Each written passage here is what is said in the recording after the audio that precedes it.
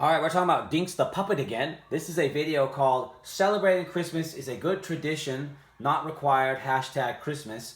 And we're going to listen to what he says about Christmas, and I'm going to tell you straight up, this little puppet is going to lie to you about Christmas. He's not going to tell you the full truth. Let's listen. To your page, should Christians celebrate Christmas? Well, you can. So inevitably on social media, you're going to come across people who say that it's pagan and that God is unhappy with Christians celebrating it because they're blasphemous and a bunch of other silly things that they're just using to get clicks and likes.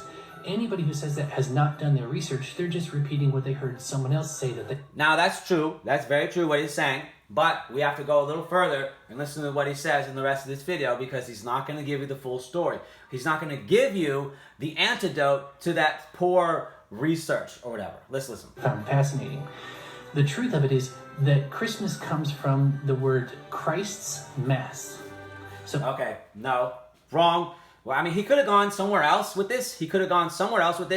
But he's not going there with that. Well, we're going to listen to what he says. It's Christ's Mass. Well, that sounds very actually anti-Catholic, but that's not really the truth where Christmas comes from. Why do we celebrate the birth of Christ on December 25th? He's not going to tell you in this video. He's going to omit that fact. But let's listen to what he says anyway, no matter how mind-numbingly stupid it is. It's his Mass, and basically his day of worship and recognition. My goodness, it's his day of worship and recognition. My goodness, he just said this is poor scholarship when people say it's blasphemous and stuff, and he's not giving you the real scholarship. It's really mind-numbing. I'm going to give it to you in a moment here as soon as we finish listening to what he says. Been recognized as the day in which we remember his birth, his coming to be with us. Okay, and why? Why do we remember December 25th as Christ's day of birth? Why? Well, like I said, he's not going to tell you, but I'm going to tell you in a moment.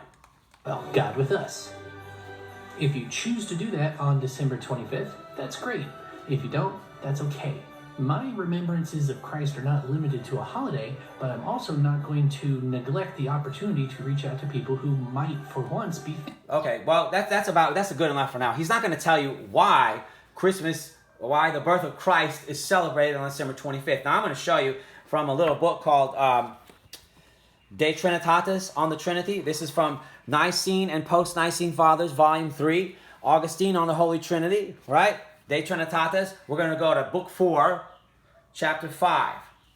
So that's Book 4, right here, Chapter 5. Can you see that? Chapter 5. And we're going to read here. For he, that is Jesus Christ, for he is believed to have been conceived on the 25th of March, upon which day also he suffered. So the womb of the Virgin in which he was conceived, where no one of mortals was begotten, corresponds to the new grave in which he was buried, wherein was never man laid, neither before nor since. But he was born according to tradition upon December the 25th.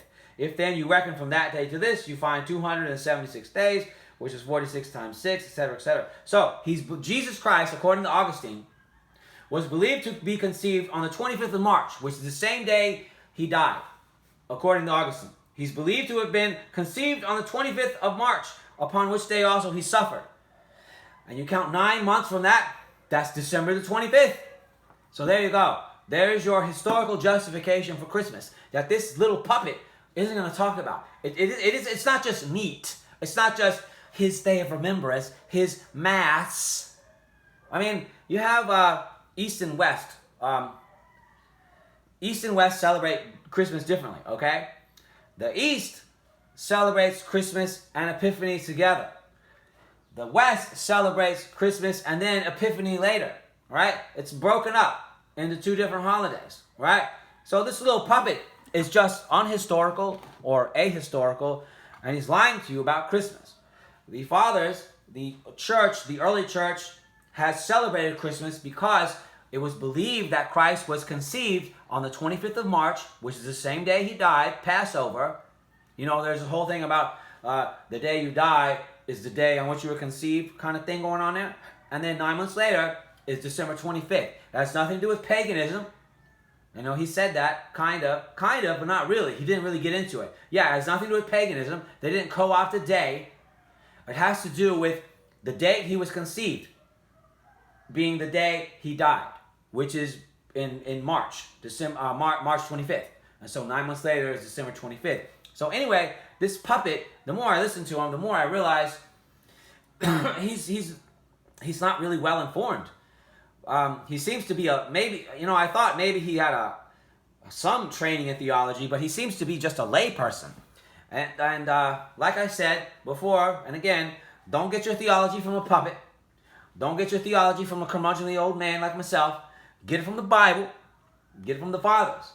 Get it from the scholastics. Get it from the reformers. Get it from the teachers that God gave to us. You know, Ephesians says God gives to the church teachers. This puppet is not one of those teachers. All right, thanks a lot. Bye-bye.